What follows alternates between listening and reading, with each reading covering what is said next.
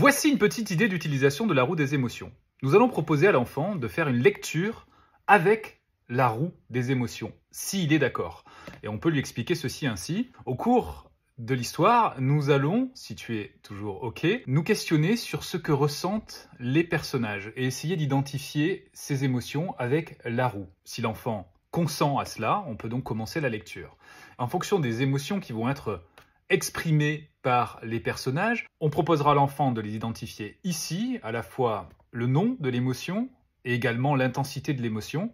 Et on pourra aller plus loin dans la narration en demandant, selon toi, qu'est-ce qui a déclenché cette émotion de joie ici? Et on pourra même faire un pont entre cette expérience dans le livre et l'expérience de l'enfant en lui demandant: et toi, tu te souviens de la dernière grosse joie que tu as ressentie? C'était à quelle occasion? Et le fait d'aborder ces émotions de la sorte va permettre, pour les émotions agréables comme la joie, d'amplifier le fait qu'elles soient mémorisées et l'enfant pourra avoir ces bulles de joie auxquelles il pourra accéder lorsqu'il en aura besoin.